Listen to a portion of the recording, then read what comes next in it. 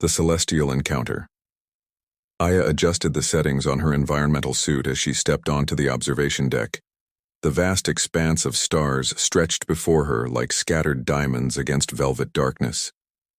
"We make landfall in 6 hours," came Dr. Chen's voice through her communicator. "Remember Protocol 943 at all times." "I know the rules," Aya replied, watching as the purple-hued planet grew larger in the viewport. "No direct skin contact, no revealing our true appearance, and no emotional engagement." Dr. Chen moved beside her, his own masked face turning toward the approaching world. "This isn't just about scientific discovery anymore. The Celestial Commonwealth has made it clear that first contact must proceed with extreme caution. These beings have never seen humans before." The ship hummed around them as Cooper's voice echoed through the command channel. "All personnel prepare for atmospheric entry. Masks, check. Environmental controls, check. Landing coordinates. Locked." Aya felt her heart racing beneath her suit. The specialized masks they wore weren't just for protection, but designed specifically to present a neutral interface to the alien civilization. These masks, with their smooth, silvery surface and minimal features, were meant to prevent any cultural shock or misunderstanding. "What do we actually know about them?" Aya asked, adjusting her equipment one final time. "They call themselves the Astrolite Civilization," Dr. Chen explained. "Their technology is advanced in ways we don't fully understand, particularly their manipulation of light and energy. Our scans show their biology is humanoid, but with significant differences. Most notably, their purple skin, which appears to contain properties that interact with stellar radiation." The descent was smoother than expected. The planet's atmosphere embraced their ship with gentle resistance as Cooper guided them toward the designated landing zone. A sprawling city of crystalline structures that caught and refracted light in hypnotic patterns came into view. "It's beautiful." Aya whispered, her scientific detachment momentarily forgotten. "Focus on the mission." Cooper reminded them all.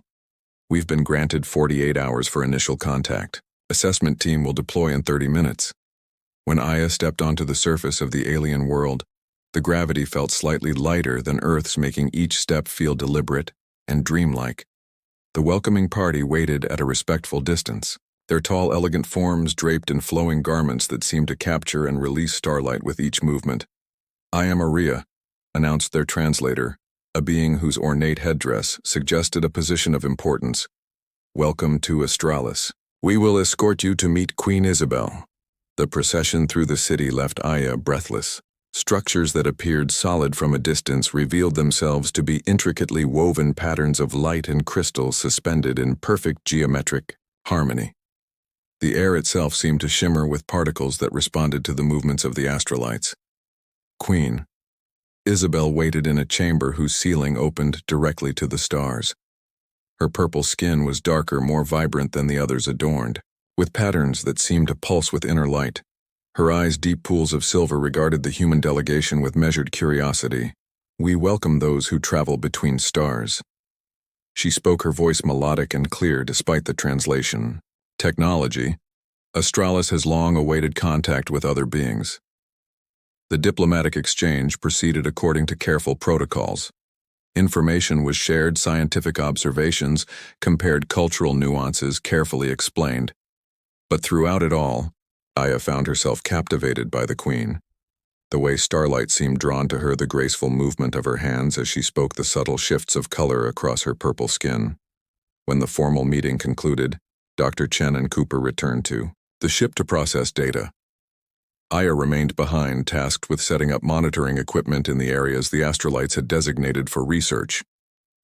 It was while adjusting a sensor array near the temple gardens that Aya found herself alone with Queen Isabel. The Queen had approached silently, watching Aya work with evident curiosity. "Your devices capture light in interesting ways," Queen Isabel observed, "but they cannot truly see it as we do." "What do you mean?" Aya asked, straightening up. Queen Isabel raised her hand and the starlight above seemed to respond, concentrating into a swirling pattern above her palm. "Light speaks to us, tells stories of distant worlds, perhaps even your world. Aya stepped closer, fascinated by the display. That's extraordinary. Our scientists would love to understand how you do that. It is not something done, but something shared, the Queen replied. A connection. As Aya reached out to adjust her equipment, her foot caught on an uneven crystal formation, sending her stumbling forward. Her hand instinctively shot out to catch herself, making contact with the Queen's arm. Both froze at the touch, electricity seeming to arc between them. Aya quickly withdrew. I apologize, Your Majesty, protocol violation was not intended. But Queen Isabel was staring at where they had touched, a look of wonder crossing her features. Your energy, it's unlike anything I've felt before, she whispered. Who are you beneath that mask, astronaut Aya? Aya's heart pounded, knowing she had already compromised the mission, but unable to deny the connection she had felt in that brief moment. Someone who wishes to understand your world, Your Majesty. Queen Isabel stepped closer, silver eyes reflecting the stars above. Then perhaps we have more to discuss when the others are not watching. Forbidden Protocol.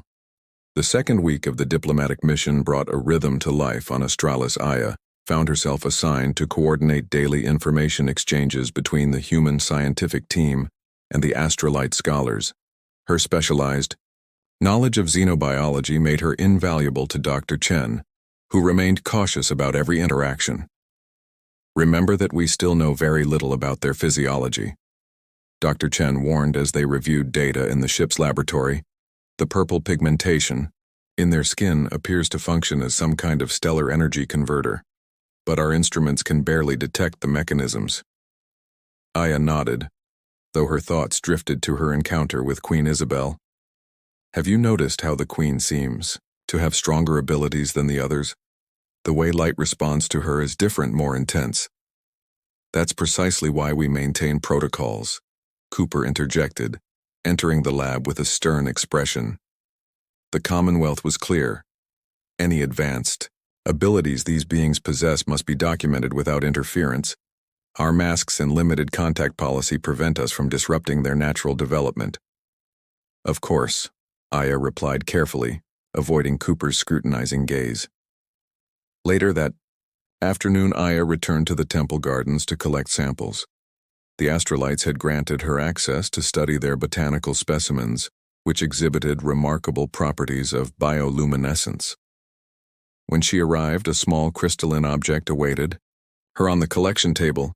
A communication device, came Queen Isabel's voice from behind her. For private discussions. Aya turned surprised to find the Queen alone without her usual entourage of advisors. Your Majesty, I didn't expect you. Here. I dismissed my attendants. Queen Isabel approached, her movements fluid and graceful. There are matters I wish to discuss without Aria's constant translations and interpretations. I should remind you that all communication should go through official channels, Aya said, though she made no move to activate her own communication link to the ship. Queen Isabel's silver eyes studied her. Your people hide behind masks and protocols while claiming to seek understanding. An interesting contradiction, don't you think? The protocols protect both societies, Aya explained. Cultural shock can be devastating.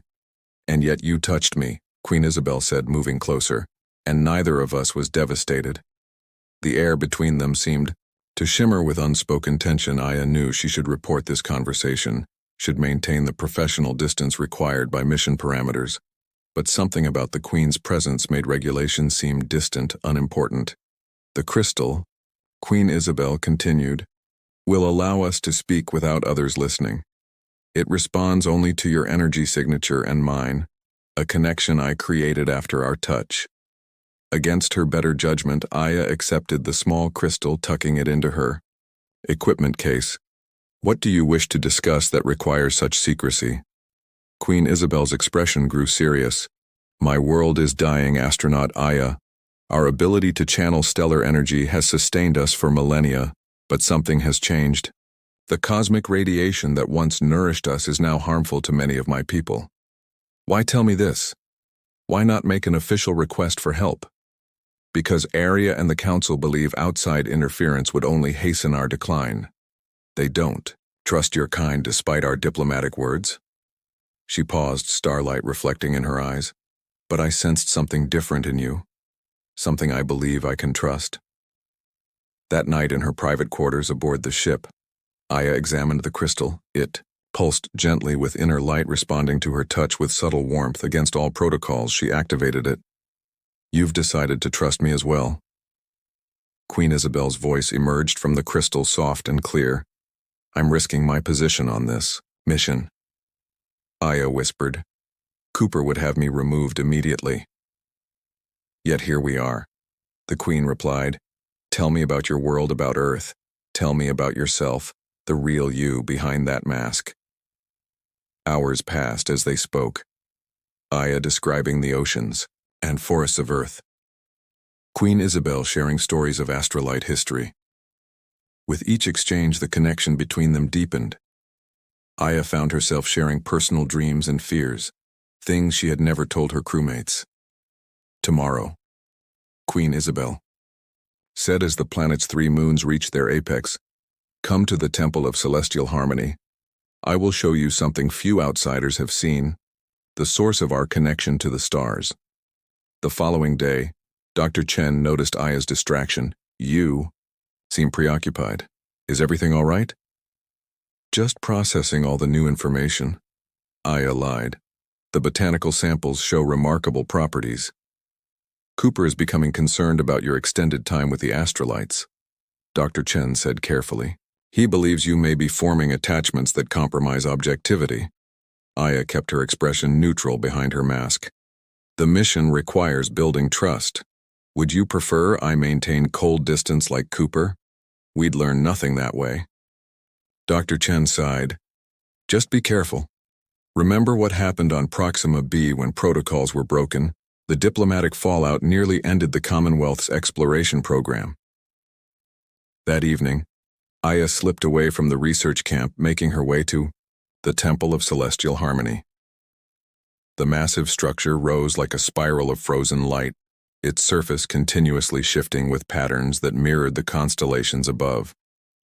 Queen Isabel waited inside alone, her normal royal attire replaced by simpler robes that still caught the light in mesmerizing ways. You came, she said, a smile warming her features. I shouldn't be here, Aya admitted, but I couldn't stay away. The Queen led her deeper into the temple to a central chamber where a pool of what appeared to be liquid starlight shimmered in a basin of crystal. This is the wellspring, the source of our connection to the cosmos. For generations, our queens have been its guardians, channeling its energy to sustain our people. Aya watched transfixed as Queen Isabel extended her hand over the pool. Light spiraled up around her arm, forming complex patterns. But recently the connection weakens. The light responds less each day. Soon it may fade entirely. Is that why your scientists have been measuring the increase in radiation? Aya asked, connecting the data she had seen. You're losing your natural protection. Yes. Queen Isabel's expression grew solemn. Without the wellspring's energy, our bodies cannot process the stellar radiation that sustains us. We will wither and die. Without thinking, Aya stepped closer. There might be ways our technology could help shield technology, or perhaps medical interventions. Area and the Council would never accept such help. Queen Isabel said, they believe salvation must come from within, from our own connection to the stars. Then we'll find another way, Aya promised impulsively. She reached up toward her face. Perhaps if you truly saw me, understood what I am. Queen Isabel's eyes widened. Your mask. The protocol. Aya's fingers hesitated at the edge of her mask. Some protocols are worth breaking for the right reasons. Not yet. Queen Isabel captured Aya's hand in hers. Such a revelation cannot be undone. When the time comes, it should be a choice made with full understanding of its consequences. Their hands remained joined longer than any protocol would permit.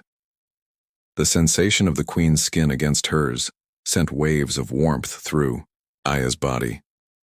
The light from the wellspring seemed to pulse in rhythm with their heartbeats. I should return before I'm missed, Aya finally said, reluctantly pulling away. As she turned to leave, Queen Isabel called after her. "Tomorrow we begin the Festival of Stars, a celebration of our connection to the cosmos. Come find me there, Aya. We have much more to discuss about saving my world." The mask between worlds. Morning briefing aboard the ship carried a tension that Aya couldn't ignore. Cooper stood at the head of the conference table, his masked face betraying nothing of his emotions, but his rigid posture spoke volumes. "Our mission. Parameters have changed," he announced.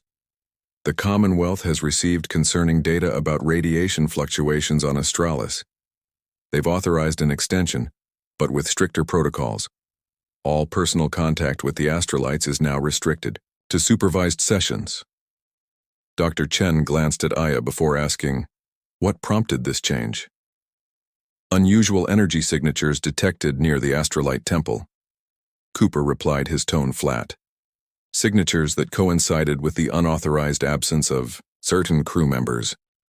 Aya felt her heart quicken but maintained her composure. The Festival of Stars begins today. It's their most significant cultural event, a perfect opportunity to gather social data, which we will observe from a distance. Cooper emphasized, "Dr. Chen will lead the observation team. You, Aya, will remain here cataloging the botanical samples you've already collected." The dismissal was clear. Punishment for rules already bent.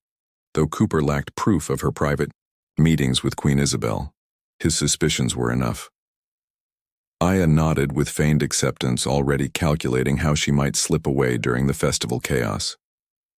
Hours later, as twin suns began their descent toward the horizon, the crystalline city, transformed structures that normally channeled light in practical patterns, now created spectacular displays. Astrolites gathered in flowing groups, their purple skin adorned with luminescent patterns specific to their family lineages. Music, unlike anything Aya had heard before, filled the air notes that seemed to physically manifest as colored light. The crystal communication device pulsed warmly against Aya's skin, hidden beneath her environmental suit. Queen Isabel's voice coming through, with unusual urgency, "Meet me at the Eastern Meditation Gardens. The celebration will provide cover from watchful eyes." Slipping away from the ship proved easier than expected, with most of the crew observing the festival from the designated area. Aya claimed equipment malfunction and doubled back, using the city's complex architecture to mask her movements. The Eastern Gardens, quiet and secluded, stood in stark contrast to the celebration beyond its crystalline walls. Queen Isabel waited, beneath a canopy of floating light orbs, her festival attire spectacular even by astrolite standards. The deep purple of her skin enhanced by patterns that shifted and flowed like constellations. Her silver eyes found Aya immediately. "You came despite your commander's restrictions," she said, her voice carrying both relief and concern. "How did you know about that?" Aya asked, approaching her. "Arya has sources aboard your ship. Not everyone agrees with Cooper's rigid approach." The Queen extended, her hand a gesture now familiar between them.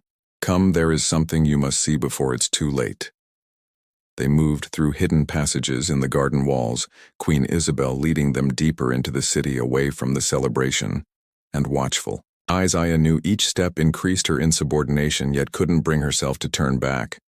The mystery of the failing wellspring and the undeniable connection she felt to the Queen pulled her forward. "Where are we going?" Aya whispered as they entered what appeared to be an ancient section of the city. Structures less geometric, more organic in their design.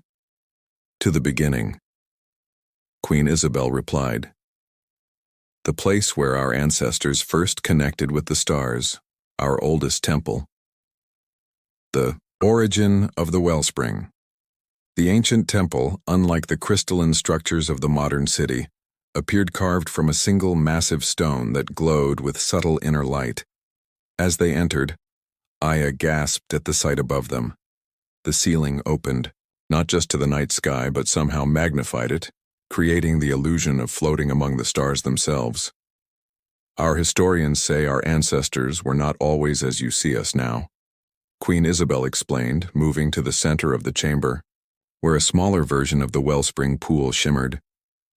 They were travelers like you separated from their home, wandering the cosmos. They found this world, and it changed them. The stellar energy altered their biology over generations until we became what we are now. Aya processed this information, her scientific mind racing. You're saying your people might have been similar to humans once? That the purple skin, the ability to channel light, it's an adaptation? More than adaptation, evolution guided by intention. Queen Isabel knelt beside the pool. Each queen since the first has strengthened the connection, passing the knowledge to her successor. But I have no successor. And now the connection fades. My ability to maintain the wellspring weakens each day. Aya knelt beside her. There must be a scientific explanation, something we can fix. Queen Isabel turned to her silver eyes, intense. Science and spirit are not separate on our world, Aya. The connection requires both understanding and feeling. She hesitated, then added, I believe your presence has affected the wellspring. Since our touch, the patterns have changed, responding to something in you. Something familiar, yet different. Before Aya could respond, a distant alarm echoed through the temple. Queen Isabel tensed. Security protocols, your people must have discovered your absence. Cooper, Aya breathed. He'll implement emergency extraction procedures. The Queen's expression hardened. Then our time grows short. You must decide, Aya, where your loyalty lies, with your mission or with what we've discovered together. I don't understand what you're asking of me, Aya said, though part of her suspected she did. The mask you wear. Queen Isabel reached toward Aya's face, stopping just short of touching the smooth surface. It blocks more than your appearance. It blocks the energy that flows between us, energy that might save my people. Aya's heart pounded in her chest. The most sacred protocol of first contact, maintain the interface. Never reveal true human form to developing civilizations.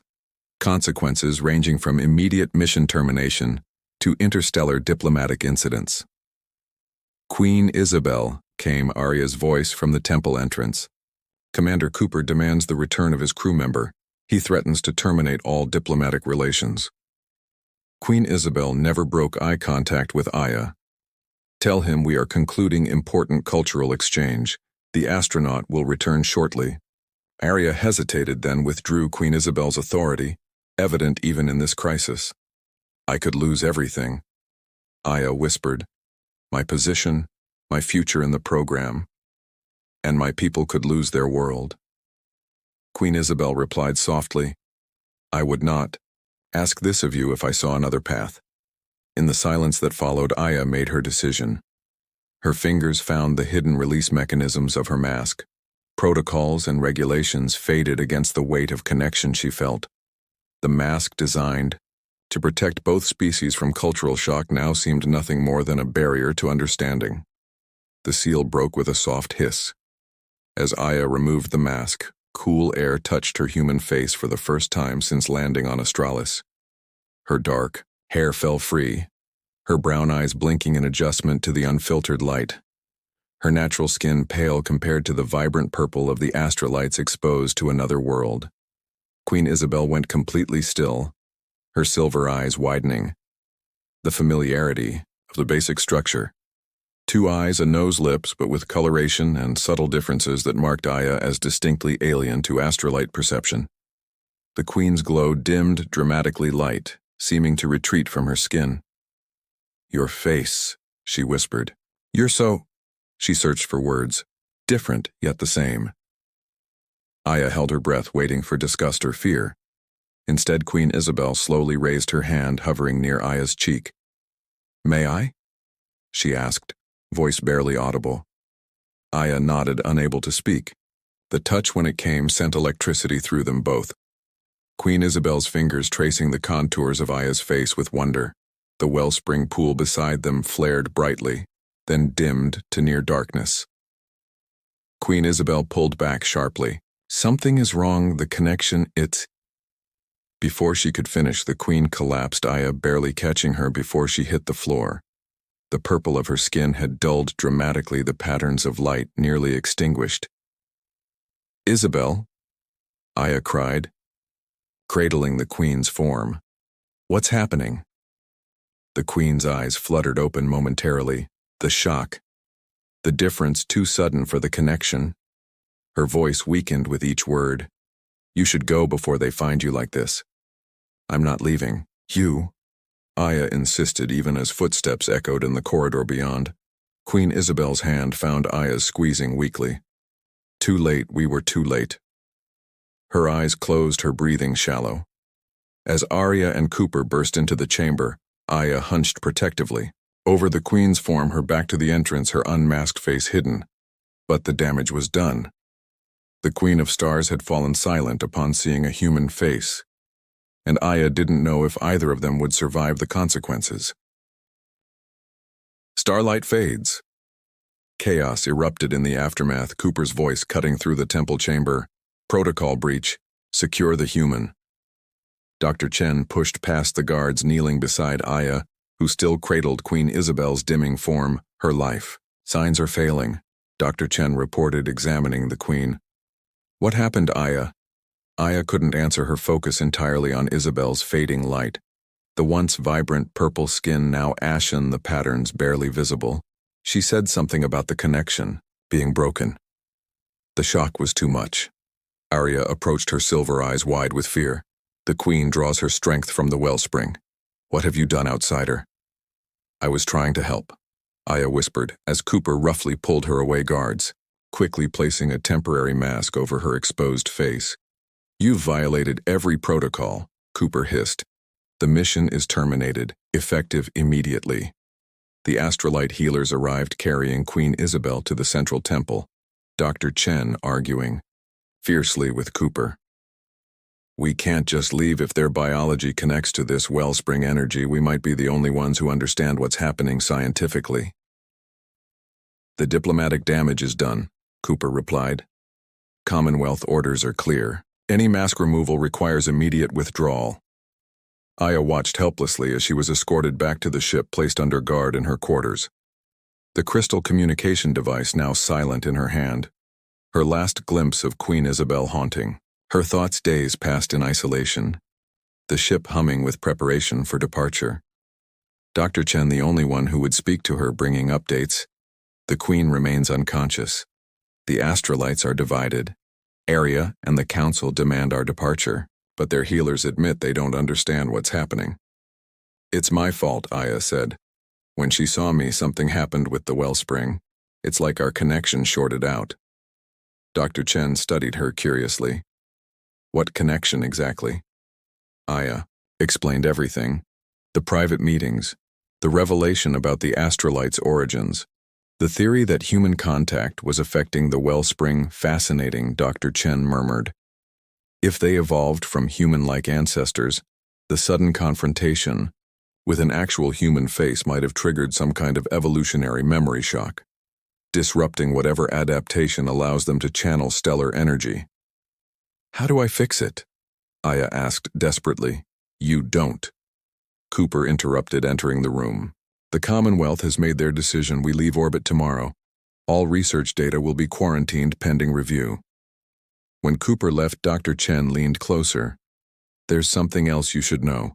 The radiation levels on the planet are increasing dramatically without the Queen to maintain whatever protection the wellspring provides." "They'll die," Aya finished. "All of them." That night, as the ship hummed with departure preparations, Aya made her decision. Slipping past the distracted guard, she took an environmental suit and escaped through the maintenance airlock, the crystal in her hand finally warming as she approached the temple. Inside, Arya confronted her. "You returned despite the damage you've caused?" "I need to see her," Aya insisted. "I can help. The Queen remains in the sacred chamber." Arya replied, her light almost extinguished. "Our world grows colder as radiation increases. Without her connection to the wellspring, we are lost." In the sacred chamber, Queen Isabel lay on a crystal platform, her once vibrant form now gray and still.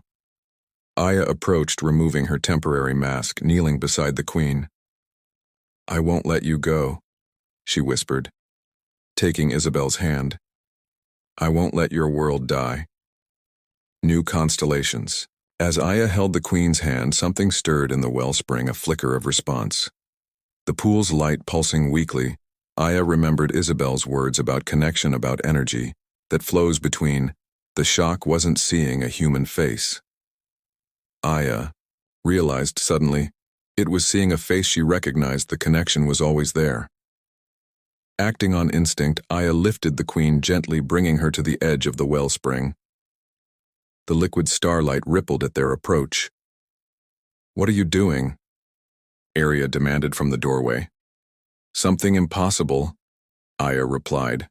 She stepped into the pool, still holding Isabel. The strange liquid enveloped them both, warm as blood. Memories flooded through Aya, not her own but Isabel's, generations of queens, maintaining the connection to the stars.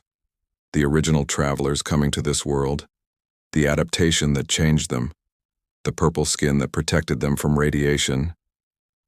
You were us, Aya whispered, understanding at last. And we were you, separated by time and space and evolution. She pressed her forehead to Isabel's. The contact sending shockwaves through the wellspring. Light surged around them, human and astrolite connected in a circuit that had been broken for millennia. Queen Isabel gasped, her eyes flying open, silver meeting brown. Aya, she breathed. I see you, I understand now. The wellspring erupted with light brighter than ever before. The Queen's purple skin regaining its vibrance, new patterns forming that mimicked the constellations above their hands, intertwined fingers fitting perfectly together despite their differences. The original connection, Isabel said, strength returning to her voice. Between what we were and what we became. Our ancestors were like. You changed by this world but never meant to be separated. The light spread outward from the temple, racing through the crystalline city. Astrolites looking up in wonder as new protective patterns formed in the sky above, a shield against the harmful. Radiation formed from understanding rather than isolation. Dr. Chen and Cooper arrived at the temple entrance, witnessing the transformation. Cooper's rigid stance softening at the evidence before him. Impossible, he whispered. When Aya and Isabel emerged from the wellspring, they remained. Connected hands joined Aya's human face, no longer hidden. Isabel's purple skin glowing with renewed purpose. Your protocols were wrong, Aya told Cooper. They needed to see us as we truly are, to remember their origins, to complete the connection. The Commonwealth won't accept this, Cooper warned, though uncertainty tinged his voice. Then they'll learn. Dr. Chen interjected, as we have, that some connections transcend protocols. In the days that followed, a new understanding formed between humans and astrolites. The masks set aside honesty, replacing fear. Queen Isabel's powers fully restored, strengthened by the renewed connection to their evolutionary past. What happens now? Aya asked. As they stood in the garden watching the stars together, Isabel smiled, her fingers intertwining with Aya's. We write new stories together under new constellations. Their lips met human and astrolite, the kiss sealing a connection that spanned time, evolution, and space itself. The stars above seemed to pulse in approval as two worlds once separated found their way back to each other.